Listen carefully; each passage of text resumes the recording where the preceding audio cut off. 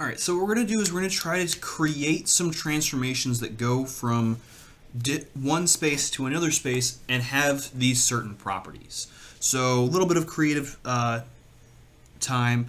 So we want to see if we can find some functions to do this. So say I've got f and it's going from R3 to P1, and let's try taking some A, B, C and setting it equal to AX plus B. So this is something in P1, this is something in R3, and we want to know if it's surjective. So surjective, this is also onto. The idea here is that we want to make sure we can take anything in P1 and be able to get some sort of input that gets there. So let's CX plus D be an arbitrary representative of P1. Can we find values for A, B, C such that f of A, B, C equals C. We're going to make it dx plus f. We don't want to go ahead and use the same letters we're already using. So we want to know, find values for ABC such that the output of this function gives us some dx plus f. And again, we use f here, so maybe when we want to go ahead, be very careful, we'll use g. I like g. Do you like g? G is good. Great. Now we haven't double used any of our letters. This is where things get tricky. So we want to be able to get any dx plus g, which is an arbitrary representative of P1. So f of ABC is what we're going to go ahead and set equal to dx plus g.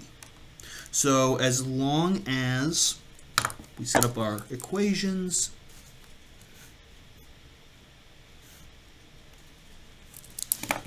as long as A equals D and B equals G, we should be able to get an output that gives us this particular arbitrary representative.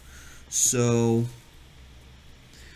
for f of D, G, and we don't know what C is, but it could be whatever we want, will give us the dx plus g we want.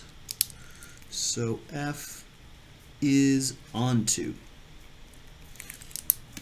We also want to see if we can create a function that is injective. So just because this one's not injective, if it's not, doesn't necessarily mean that all transformations are going to be not injective. But let's try this one, and then maybe we will move on to see kind of what the other side has for us. So let's try to take and see, is this ABC we created, this f of ABC, injective? Remember, this also is the idea of being one-to-one. So if we take f of A, B, C and say that it's equal to f of G, H, J, what we're really saying is that AX plus B equals GX plus H. So then again, we can create a system of equations.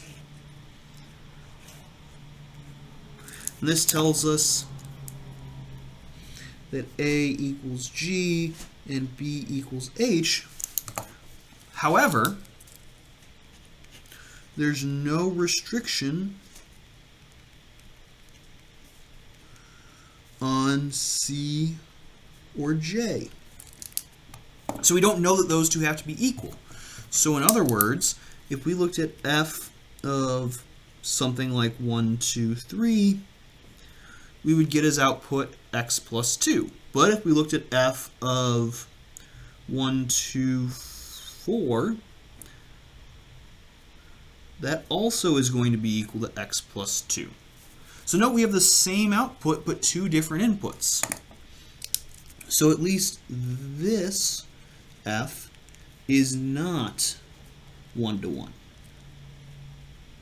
Now that doesn't mean every possible transformation going from R3 to P1 will be injective, but you can try as many examples as you want, and I think what you'll see as you go through more examples is that you can't end up getting something that is injective going from R3 to P1.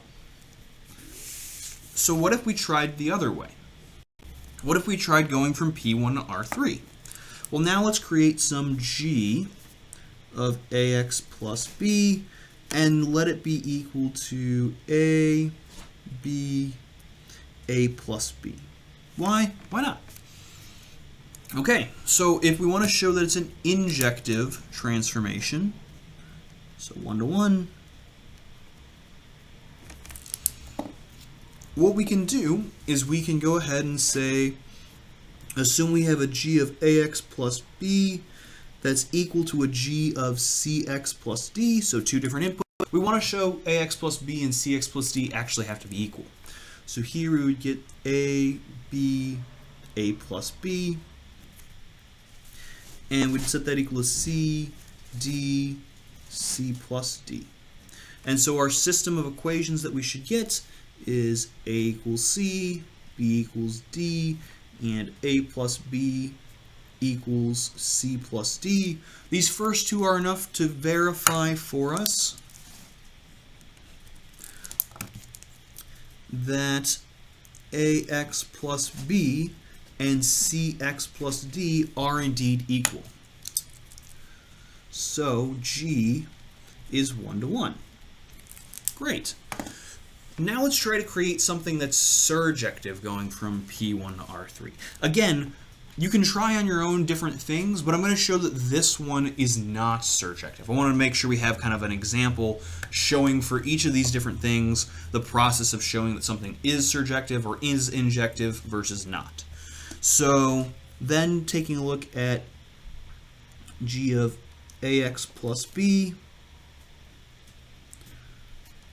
we want to make sure that if we have an arbitrary representative of R3, we'll go ahead and call it FHJ.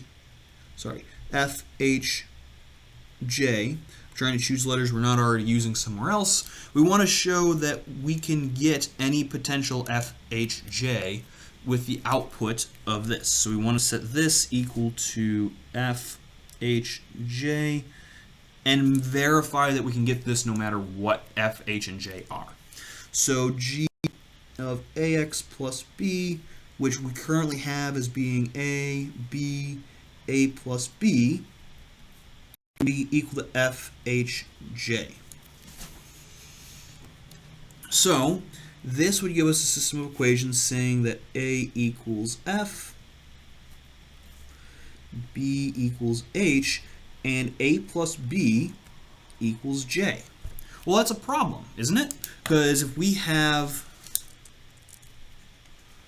as an example, a equals 1, b equals 2, then we would have g of x plus 2 equals 1, 2, 1 plus 2, which is just 1, 2, 3. But can we get 1, 2, 4 as an output? The answer to this is no. There's no way for us to go ahead and do that because this last entry is locked into having to be these first two entries added together. And even if we had went ahead and didn't make it a plus b, there's no way we can find a last entry that will allow us to get something that is surjective. So this is